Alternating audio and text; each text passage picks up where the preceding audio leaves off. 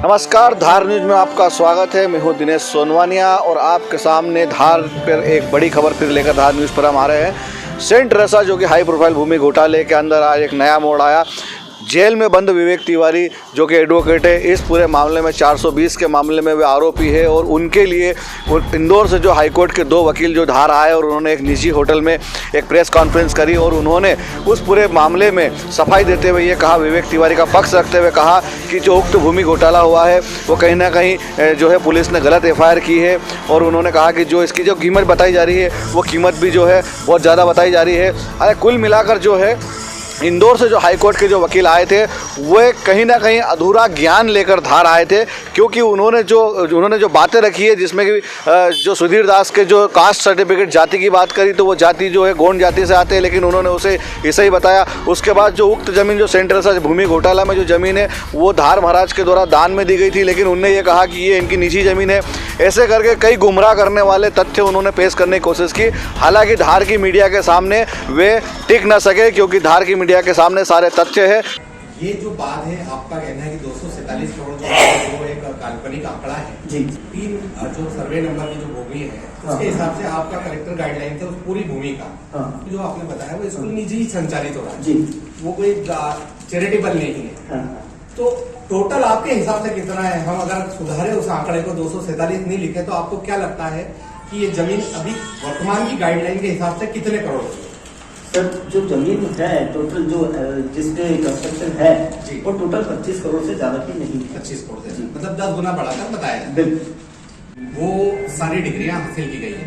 Police की ओर से आरोप है कि जो कोर्ट से डिग्रियां ली गई है वो फर्जी तरीके से ली गई है। मतलब फर्स्ट डॉक्यूमेंट जो प्रेजेंटेशन है वही जो है वो फ्रॉड हुआ है, चूंकि उसके बिहाफ पे एक डॉक्यूमेंट वैध बनता है, उसी को दिखा के अन्य डॉक्यूमेंट्स वैध होते हैं। तो शुरुआती दौर जो वो कहते हैं। तो एक तो हमको सुधीर दास का पूछना है कि सुधीर दास की असली जात क्या है? आदिवासी है या ईसाई है? ईसाई नहीं सर, ईसाई है। फिर वो जो आदिवासी बन के जमीन खरीदी, क्या वहां फ्रॉड करा है उसने? सर ऐसे दस्तावेज अभी तक मेरे पास तो नहीं है। नहीं है, हम कह रहे हैं आपके पास हो सकते हैं, मेरे पास नहीं है।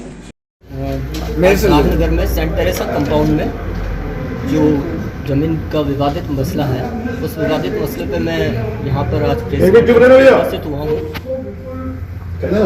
जिसमें मैंने आज प्रेस में उपस्थित होकर आप लोगों को यही संबोधित किया है कि जो भूमि का मसला है वो एक्चुअल में दान की भूमि बताई जा रही है, लेकिन वो दान की भूमि नहीं होकर और स्वरजित संपत्ति है और वो पूरी तरह से एक सिविल नेचर का मामला है, जैसे कि क्रिमिनल बता दिया गया है और पुलिस ने उसको क्रिमिनल कोर्ट में कन्वर्ट करके और हमारे पक्षकारों के खिलाफ कार्रवाई शुरू कर दी है।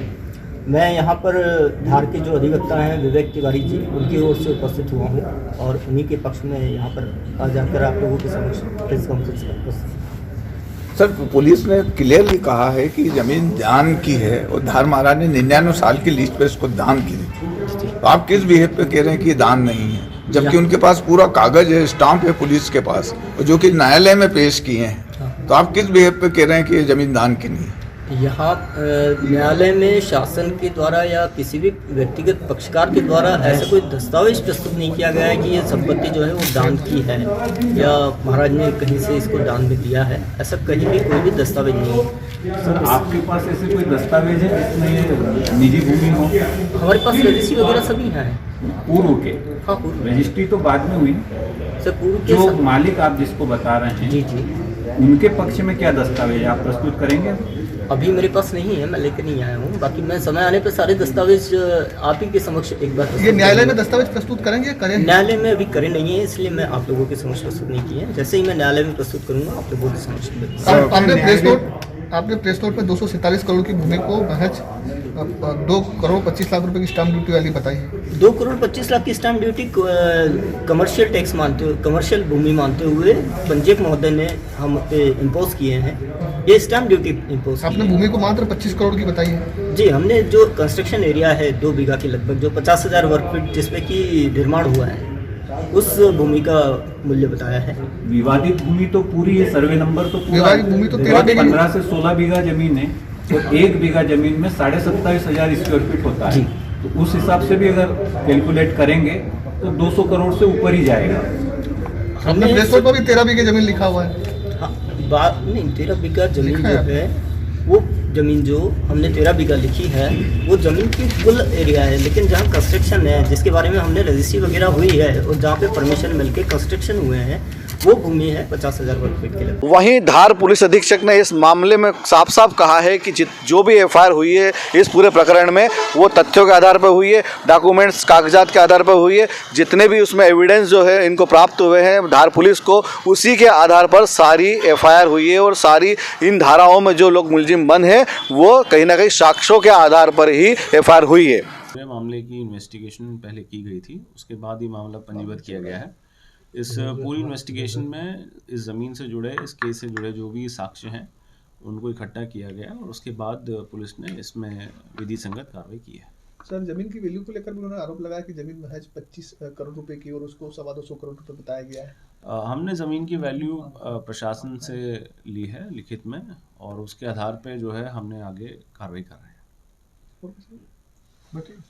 आदिवासी बिंदु उठाए कि वो ईसाई है, आदिवासी नहीं है। देखिए उसमें अभी तक पुलिस ने जो हमारी इन्वेस्टिगेशन में आया है जिसमें उनके फादर का, सुधीर दास के फादर का और उसके अंकल का, दोनों का कास्ट सर्टिफिकेट हमको मिला है। उसकी रिपोर्ट हमने कलेक्टर साहब को भेजी है जो अभी एसडीएम जांच करके आगे फाइनल रिपोर्ट देंगे। एक आरोप लगा वार्ता में कह रहा था कि 25 करोड़ की जमीन है ये।